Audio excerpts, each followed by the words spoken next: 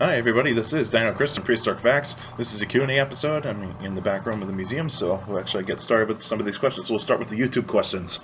So, Hookzilla. And so you got some fight questions and even another question later on. So here we go.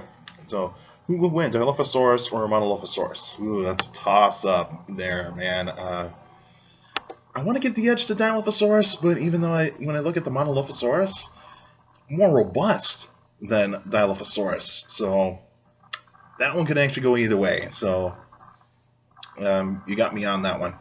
Dilophosaurus or Baryonyx? Baryonyx. Dilophosaurus or Carnotaurus? Carnotaurus.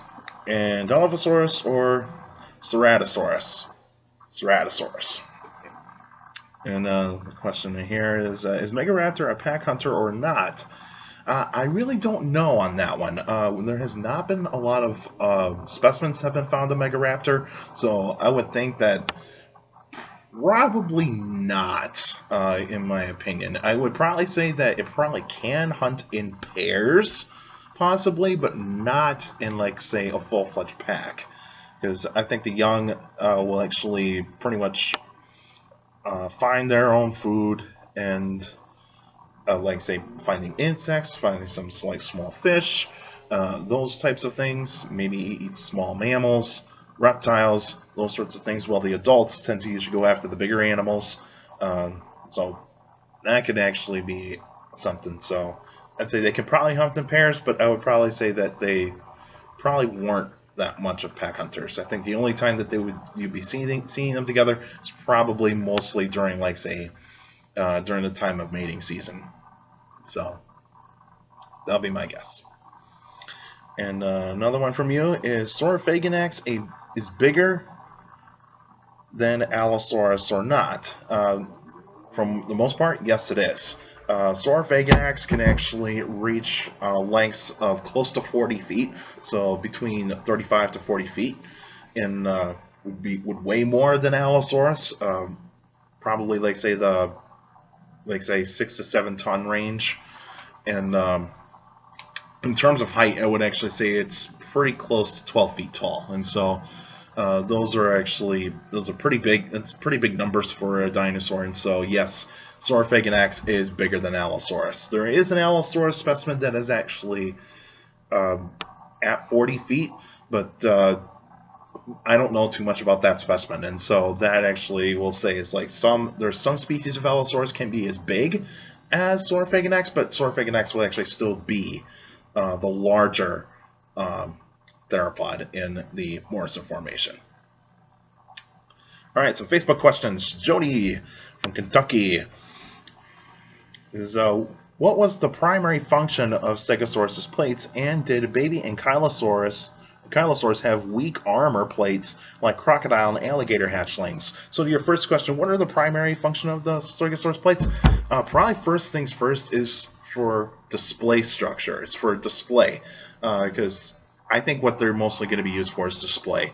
They're not designed for protection that much, because first and foremost, if they were made for protection, they would actually possibly be a little bit more round and actually be embedded in a little bit more into the skin of Stegosaurus, and so kind of like an Ankylosaur or something like that. But also, they're not very pointy that much when you actually look at the plates. And so these are, because see, if they're like an Allosaurus or Torvosaurus ever actually got a chomp onto one of those plates, they could rip that off on from a Stegosaurus and pretty much just be a little bit of like a small snack. But Allosaurus would actually be more likely the one to actually take a Stegosaurus plate right off of Stegosaurus.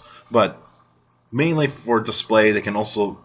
I really don't think they're actually going to be used to heating up or cooling down the animal. I think that's just one hypothesis, but I don't think that's the primary reason for those plates. I think they're just mostly for display, like for mating season, and also to warn predators to stay away.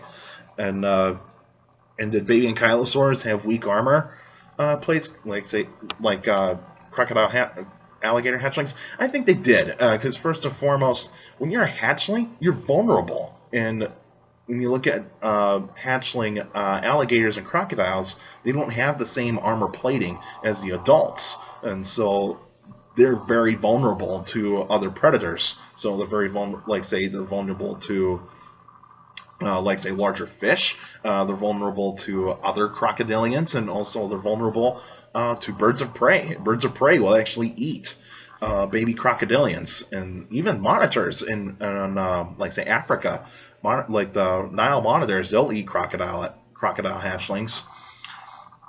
And so, yeah, I do agree with that. I do agree with that. Their armor is going to be very weak, and so predators would pick those hatchlings off, or those young Ankylosaurs off really easily. And so that would probably be the answer to your question. Yeah, they would have very weak armor compared to their adult counterparts. Brendan from Morris, New York. Do you think Ankylosaurs, sauropods could swim, or are they too heavy? I could see sauropods actually doing it a little bit more, considering that they actually have the ability to do it, and also the nostrils are kind of a little bit more on top of their head, so they can probably actually swim a lot easier that way. I think Brachiosaurus, the taller sauropods, would probably be the ones that actually be able to get across streams a lot, rivers and streams a lot easier than, like, say, like the sauropods that are actually have their necks just horizontal. A little bit more, like say Apatosaurus or Diplodocus. I think those dinosaurs would actually probably not swim as much. I think the smaller sauropods, they can swim. As for the Ankylosaurs, I don't see them swimming that much, because I do see them as being very, very heavy, and also that armor plating is actually going to be a big detrimental, because they're going to be so heavy, and they probably can't move that much when they're in the water. And so I would say that, yeah, Ankylosaurs probably avoided the water for a little bit, and so they'd probably just rather not swim. They just probably just stayed on the shore and actually just go from there. All right, Benjamin from Hong Kong. What kind of dinosaur is Indominus Rex? Hybrid, not a real dinosaur.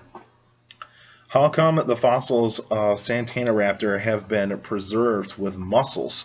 This one is very hard. I have not heard of this raptor that much, or heard of this dinosaur that much. If there is a fossil specimen that is out there that has been shown the fossilized remnants of muscles, I would say that's a pretty incredible find. The only reason why that could actually happen is if, like, it was buried really quickly, and so the decay process did not actually take place right away. And so I'm pretty sure that dinosaur probably just got buried really quickly, and they preserved, like, some of the skin and also the muscles. So that would probably be the answer for that one. Is the small ornithopod that appeared in the Death of a Dynasty Thescelosaurus or Orodromius? I'm probably going to guess Thescelosaurus, because Thescelosaurus is mostly going to be found in the Hell Creek Formation. Orodromius is a very rare ornithomimid, so that would probably be my guess. And is Procompsognathus an ancestor to Compsognathus? Even though they actually have somewhat the same name, they are not related to each other. Procompsognathus is a coelophysid, so it's an early theropod, whereas Compsognathus actually lived in the late Jurassic period, would actually just be more likely just its own type of family, which is the Compsognathids. And so Compsognathus is actually a bit more of an advanced theropod, in my opinion, whereas Procompsognathus is more of a primitive theropod, where if you actually look at like what kind of bones were actually found with Procompsognathus, I would say that it does have 4 fingers, so that's a primitive feature on primitive theropod. That's a feature on primitive theropods. And also the skull is a little bit more elongated, and so the elongated skull on Procompsognathus would suggest that it's actually a little bit more primitive than Compsognathus. And Compsognathus has got a little bit more of a shorter skull, and it's a tad bit more robust in terms of actually its muscle mass, but it's not as, I wouldn't say it's heavier than Procompsognathus, but it's actually kind of in that range of the same weight. But despite they have the same name, does not mean they're actually related. And so There's your answer right there. All right, that's it for now. Now, next week will actually be a special episode. I'll let you guys know what kind of prehistoric animal I'm going to talk about, so stay tuned for that. And you can still send me questions about dinosaurs or any other prehistoric life. Feel free to email me at dinocris71@gmail.com, or just go to my Facebook page, Prehistoric Facts with Dino Chris. Like the page, you can post your questions on the wall or in the comments section. And also for YouTubers out there, feel free to leave your questions in the comments section. I read them all, and I'll actually make sure I get your names correctly on the video, because sometimes there are crazy YouTube names out there, and so I'll try to pronounce them as good as I can.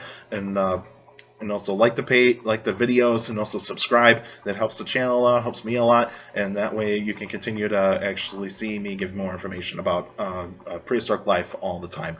But also keep your questions short to the point. You can also follow me on Twitter at CSGRALL. That's my Twitter page. I post pretty cool stuff on there. Also take care of the people around you. Also for you younger people out there, to make sure to listen to your parents, your teachers, and your guardians. It's the best motivation you can have for good education. It's very important to have a good education. With a good education, you get a good job in the future. And one thing before I go, I'll show you this.